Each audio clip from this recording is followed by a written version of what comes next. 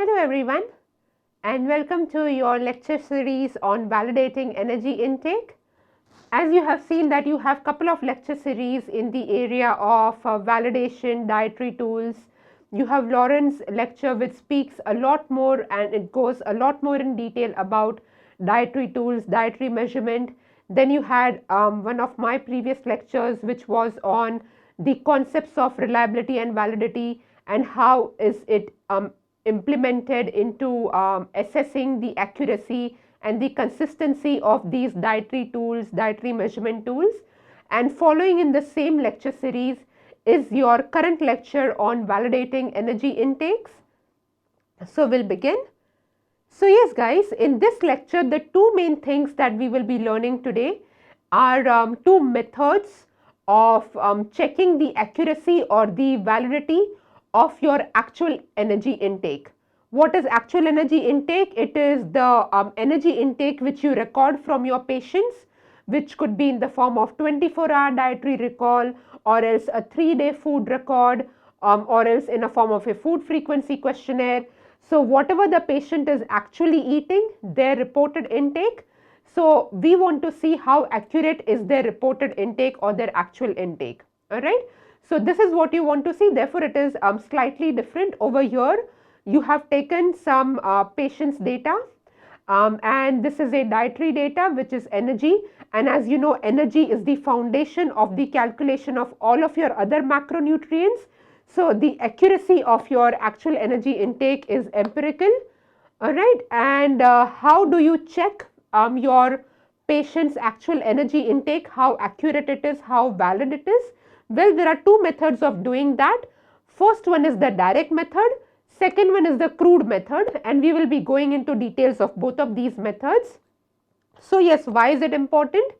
As I said that I have been emphasizing this in the other lecture series as well, that if you are going in the lines of nutrition research, this is very vital, because as nutrition researchers you need to make sure that the studies that you are doing, they are accurate, they are reliable, they are valid in terms of the dietary tools that you are using or you are developing.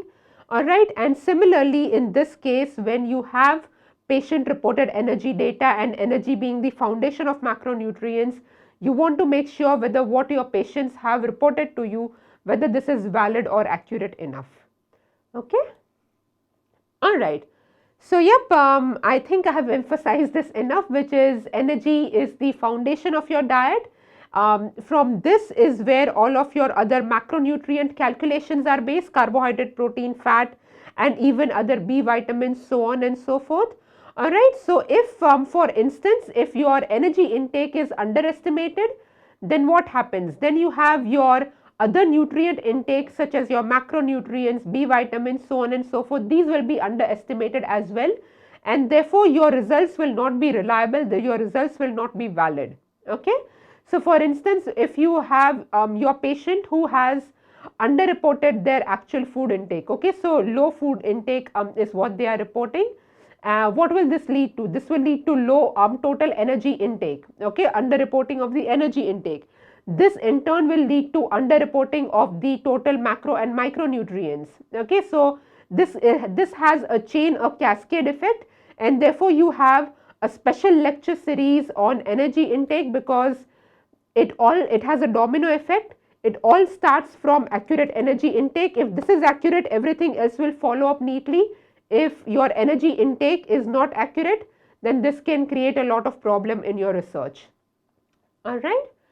So yep, there are, as I said, that there are validation methods to see whether your patient has underreported, or else if they have even overreported their energy intake. There are methods to check this out, and we are going to look at these methods. Alright, so the first method that we are going to look at is the direct comparison method. Alright, so you are having your actual energy intake, which you have recorded using 24-hour dietary recall, or else a food frequency questionnaire, or else a 3-day record. So you have the patient's actual energy intake, and now you are directly comparing it to total energy expenditure. How do you directly compute total energy expenditure? Well, in the area of nutrition epidemiology, till now you have a doubly labeled water technique or equation, Dlw equation. This is considered as the gold standard for computing your total energy expenditure. What do I mean by total energy expenditure? Meaning the energy that you are using up for your voluntary activities such as physical activity, walking, sitting, etc. Alright, so voluntarily using up, involuntarily using up, which is say your underlying basal metabolic rate, the energy that you are using even for your digestion, absorption of food, the thermic effect of food. Alright, so it computes your overall total energy expenditure from your physical activity, voluntary stuff, from your involuntary stuff which is happening in the body without your consent, your heart beating and your cells and tissues regenerating, alright, all of that basal metabolic stuff. And then you have your thermic effect of food as well, energy used for digestion, absorption, metabolism, excretion, all of that. Okay, so doubly labeled water technique is the direct method of computing your total energy expenditure. It is considered as the gold standard, widely accepted. So that is a plus point of it, that we do have one gold standard for your estimating the accuracy of energy intake, which is doubly labeled water technique.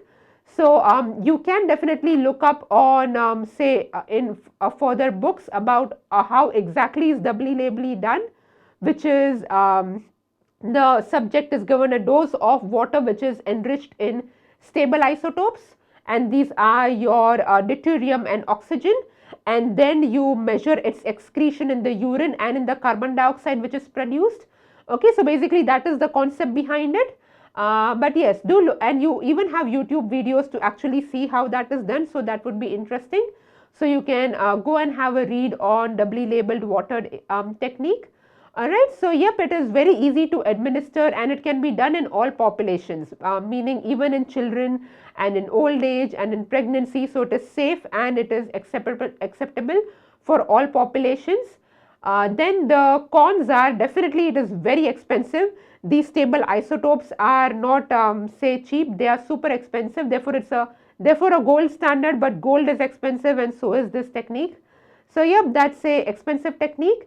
And unfortunately, which is you will see throughout this lecture series, is a very big say con or a very big disadvantage is that the equations which are being designed by any of the methods that we covered, we are computing physical activity the way you have computed physical activity levels using Schofield equation and using Mifflin's equation. Like if you remember, you had your PAL and then you had say for sedentary it was 1.2 and for moderate it was 1.5, for extremely heavy working individuals say maybe it was 1.7, stuff like that.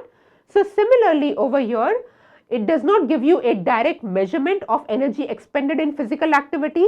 It is still relying on those subjective measurements of sedentary and moderate and light and having those level values. And this is a con, and therefore it is, although it is a gold standard, it is highly accurate. There is still some margin of error because the physical activity which is expended, it is calculated in a subjective manner. It is not done directly. It is not like yes, via pedometers and by other sort of fancy equipments. Okay. So yeah, what is your equation? There are various equations for the Dlw technique. I have just shared with you one equation. So I am looking at my laptop over here so I can highlight things for you. So that's why my eye contact won't be there. Alright, so for example, you have your doubly labeled water equation. You have your equation for normal and overweight obese men age 19 years and older. Similarly, you have an equation for female who are 19 years and older and for normal weight and obese weight females as well. So there are various equations. This is just one example to show you what the equation looks like. Okay, so your total energy expenditure you can calculate via the Dlw technique for normal and overweight obese men age 19 years and older using this equation. In this equation, these are constant values, so they will always stay, and you are quite used to this sort of equations. Now that you have done your MNT1 and now you are in MNT2, you are used to this sort of equations. The additional information that you need is age in years. You need physical activity levels, and as you know, that is quite biased because it is same as how you have done in your Schofield and your Mifflin, 1.2, 1.3, stuff like that. Then you need weight in kgs and you need height in meters. There is a very important assumption for the doubly labeled water equation, which is energy intake must equal energy expenditure when weight is stable. Okay, so your energy intake is equal to your energy expenditure and therefore your weight is stable. Alright. So what does this mean? How do you know that your patient is not reporting the accurate actual intake? If your total energy expenditure, so you do this formula, alright, so you do all of this, you get the answer, total energy expenditure. If your total energy expenditure is higher than your energy intake, okay, and there is no change in the weight status, so your patient's weight has always been the same since the past 1 year, since the past 6 months, but his total energy expenditure is coming to be much higher and his energy intake is much lower.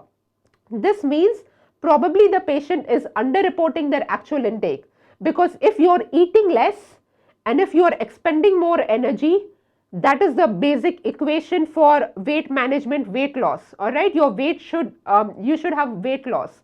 But when the assumption is for energy expenditure equal to energy intake when weight is stable and your patient's weight is stable but energy expenditure is high and energy intake is low, meaning something is not fitting well, probably your patient is underreporting, and this sort of subjective bias is quite seen, self-reported bias, as you have seen. This is also called as the social desirability bias, which is quite seen in research areas. For example, if you know that there is a dietitian sitting in front of you and she is asking your dietary recall, your patients could feel quite overwhelmed and they may underreport their actual intake, alright, to look good in front of you, alright. So, yes, there are other ways of going around this in actual research as to if your patient is underreporting, how do you make sure that they are comfortable and they give you say accurate say responses. There are various ways to do that, but that would be deviating from the topic. So, I hope this concept is clear, guys. Very simple concept that yes, you have this gold standard. It calculates your total energy expenditure. Total energy expenditure includes your voluntary energy expenditure, physical activity and your day-to-day physical activity stuff. It also includes your involuntary activities like your basal metabolic rate. It also includes your thermic effect of food. So, doubly labeled water technique has the capacity to compute all of that energy expenditure. Alright, but yes, there is a flaw. Physical activity is subjective in nature. Alright, and at the end, if the answer which you get after inputting all of the information in this, if your total energy expenditure is higher than your actual energy intake, it is underreporting. If your total energy expenditure is lower and your energy intake is much higher, but there is no weight gain, probably there is say overreporting, or else you have to check if there are any such sort of comorbidities, underlying disease condition, underlying inflammatory condition, metabolic condition, which is causing something else. Okay, but basically this gives you a clue, a starting point to investigate as to why is this equation not fitting well, why is energy intake not equal to energy expenditure. It is not always patient's fault is what I am saying. This gives you clues to investigate further, and that is what epidemiology is. Epidemiology is like you are a detective. Like when I used to teach epidemiology in my previous years, I used to say you are a nutritional epidemiology is you are a nutrition detective. This gives you a clue to find out as to why this equation is not fitting. It could be patient is underreporting, overreporting. It could be underlying disease condition which is causing this. Even if the patient is being honest, it is causing this because of some underlying disease condition. Well, you would have to check it out further. Okay, but it takes you in the right direction basically. Okay, then you have crude methods of comparing your energy intake to your energy expenditure. Okay, the first method is the Goldsberg cutoff method. So Goldsberg cutoff method, again the assumption remains the same for all of these methods guys, which is energy intake must intake energy expenditure, alright, when the weight is stable. Okay. So this is a underlying assumption for all of the information that we are studying. Alright, then what are the pros of Goldberg's method? Yes, it can evaluate energy intake at a group and at an individual level. Alright, so which is great. You can even use it on one-to-one level, like a private practice, for example, or else a outpatient clinic, or else you can use it at a group level when you're doing research studies, when you're doing larger studies, when you're doing your PhD or your honors, and if your work is related to energy being highly accurate, you can still use this. Again, physical activity over here is subjective in nature. Okay, you use the PAL values like how you use for your Schofield and your Mifflin. Alright, so you have to use something like that similar over here, and that's why it will limit its accuracy. Alright, the equation was revised, the Goldsberg equation was revised by Black et al. To improve its accuracy, and this is the revised equation that we have over here. So guys, all of the references are obviously present at the end of the slide if you are interested to investigate this further. So now guys, remember that this equation will give you answer A. Okay. So again, I have color coded things like how we have done in our previous lecture series to make it more easier to understand. So this equation gives you answer A. Alright. Okay, so what does all of these say values stand in this equation? So let's look at that. So you have your PAL value. So your PAL value is very similar to what you are used to with your Schofield and your Mifflin's equation. So these are the PAL values which you have for your Goldsberg cutoff. So 1.25 is if the person is sedentary, 1.50 is low activity, so on and so forth. Okay. Then you have your intra-individual variation, okay, CVREI, okay, so CVRVI, where is that? It is this one, okay.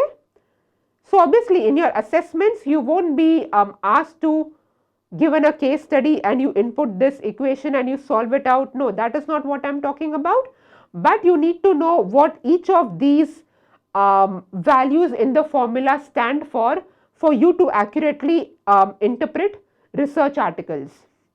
Okay, so over here intra-individual variation in EI, okay, so it stands for intra-individual variation in the energy intake. Okay, so EI is the energy intake. Alright, so that depends upon the type of dietary intake method. Alright, meaning if you have used food frequency questionnaire, if you have used 24-hour dietary recall, basically if when you input numbers, when you have a real life data set and when you input numbers, this will give you a constant which you can input in this formula. Okay, and that constant may differ from studies to studies depending upon the population and what they have done.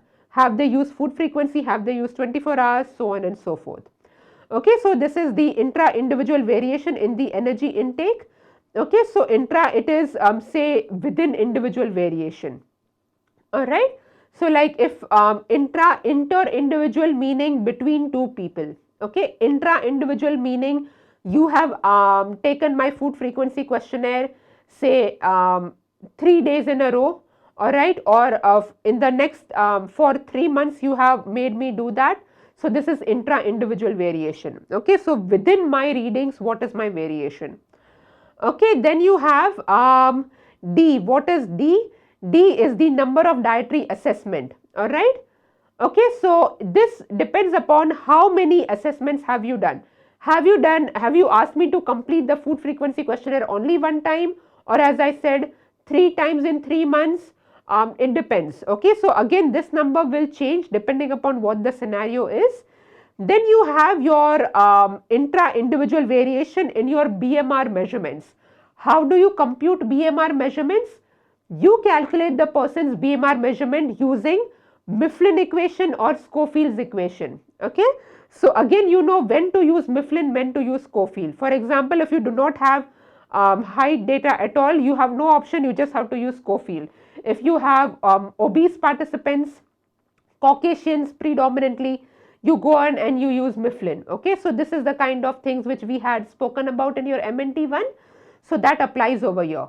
So now think about this, guys. So in this equation of yours, as I said that in your previous equation, which is your doubly labeled water technique, you compared your energy intake to your total energy expenditure. Total energy expenditure was computed using an equation, and also the person took the isotopes and so on and so forth. Here there is no isotope consumption, nothing like that. That's why it is called as a crude method.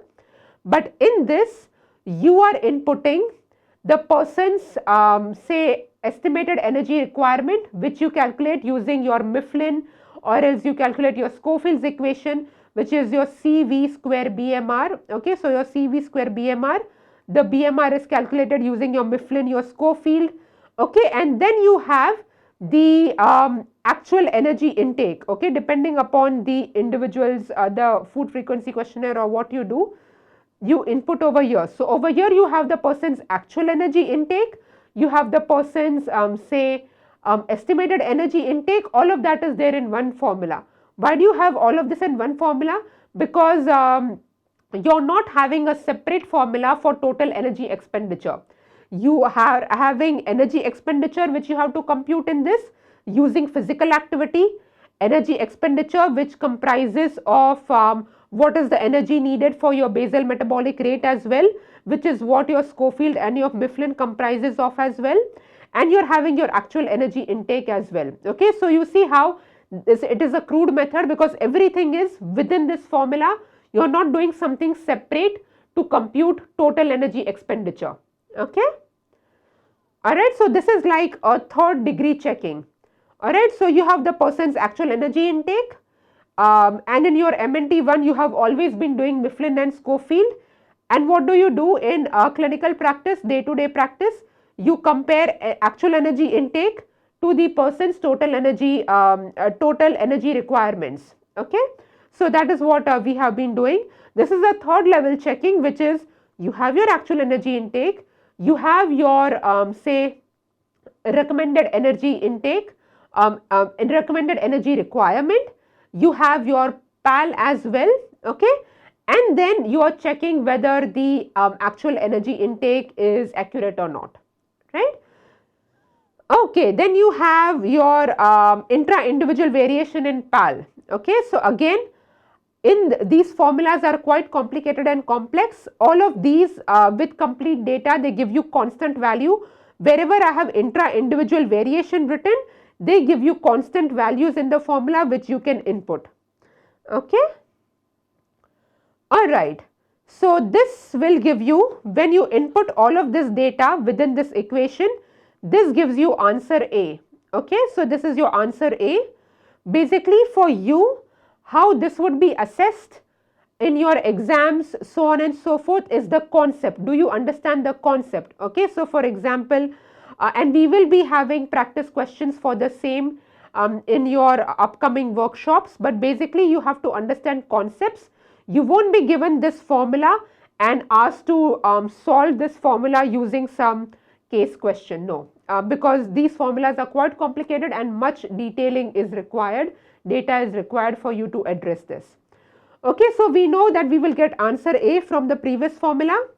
Now with you are calculating confidence intervals. Okay, so with this from your standard deviation minimum, you calculate lower confidence interval. This gives you lower confidence interval, this gives you your upper confidence interval. Okay, then what do? You compare your answer A to these confidence intervals. Okay, now remember, answer A had everything inside. Answer A had your actual energy intake, answer A had your basal metabolic rate, answer A had your expenditure using physical activity. So all of that was over here. You compare your answer A to the confidence intervals, the answers which you get in the confidence intervals. Okay, and what does this tell you? It tells you that if your answer A is less than the lower 95% confidence interval, okay, so you have a lower confidence interval. If your answer A is less than that, then the person is underreporting or the group is underreporting their energy intake. If your answer A is more than the higher 95% confidence interval, then the person is likely to be over-reporting the energy intake, or the group of people who you have studied are over-reporting their energy intake. Okay, so basically you make your judgment based upon whether your answer is sitting within the confidence interval or not. If it is not sitting within the confidence interval, either they are under-reporting or either they are over-reporting. And if it is lower than 95% confidence interval, they are under-reporting. If it is upper than your 95% confidence intervals, they are over-reporting. Okay. So I hope guys this is clear, the concepts are clear. As I said, in this entire lecture series which I am doing right now, the concept understanding is more important. You will not be assessed on solving these equations mathematically, but you will be assessed whether answer A, if it is lower than 95% confidence interval, what does this mean? It means under-reporting. It does not mean over-reporting. Okay, so concept is very important in this. Alright. Okay guys, then you have some other methods. So we had the Goldsberg's method. We have looked at doubly labelly water technique, which is your direct method of comparison. Now there are several types of crude methods. We studied Goldsberg, which is the first type of crude method. Second one is exclusion of participants with higher or lower energy intake. This is very crude and you will see it for yourself. Exclude participants who report consuming fewer than 500 and greater than 3500 kilocalorie per day. How crude is this? You may have so many outliers, so many genuine reasons as to why someone may be having lower or higher calories. So this method is highly crude. It is not generally used in today's time. Okay. Then you have a method which was introduced by Mercury and it was updated by Huang et al. All of these references are there in your reference slide. This method does not generally have a name as such. It is called as the Mercury method in most instances. Okay. So this is one of the formulas, one of the equations for the method, just like how we had doubly labeled technique and I showed you one of the equations. Similarly, this is one of the equations that you have in your Mercury method. You have equations for both male, female, who may be over their healthy weight range and in the healthy weight range, stuff like that. Okay, so there are multiple equations. This is just to show you visually that this is how the equation looks like. Alright, so over here again you need age information. You need your physical activity level information, very subjective. Again, that's a con. You need weight information in kgs and you need height information in meters. Okay, so then you have your PAL coefficients over here as well. If the activity is low, it is 1.6 and if the activity is active, it is 1.27, stuff like that. Alright. So, yep guys, so you have such multiple equations. This is an example. And this Mercury's equation was derived from the doubly labeled water technique. Okay, so the underlying equation, and if you see, so many things are similar to the Dlw technique. So this equation is inspired. It is derived from the Dlw technique. Dlw technique is very expensive because you can actually ask people to drink isotopes and then calculate total energy expenditure. Very expensive. We cannot do that in all of the day-to-day research practice. So we use methods like this. Okay. So yeah, so this is your equation derived from Dlw. In this technique, you don't have anybody drinking any isotopes. As long as you have say the paper-based data, you can calculate the accuracy of the energy intake. Okay. So yep, similar to the Goldsberg equation, the Mercury method also gives you confidence interval. So like how you have this formula, so you have a formula for calculating the confidence intervals, lower and upper confidence interval, and it's entirely the same if you have your patient who is eating lower than the lower confidence interval, meaning they are underreporting. If you have your patient who are eating more than the higher confidence interval, they are over-reporting. Okay, so that remains the same. Similar to Goldberg's method, Mercury method is also applied at an individual level, at a group level, which is great, alright, and its accuracy improves because you are comparing it to confidence intervals. Biggest demerit is that yes, you are using physical activity levels which are subjective in nature, and that has been a demerit for all of the methods that we have reviewed. Okay. So yes guys, that is it for me in this current lecture series of yours. These are the references for your interest, and yes, hopefully I'll see you in the next one. Thank you.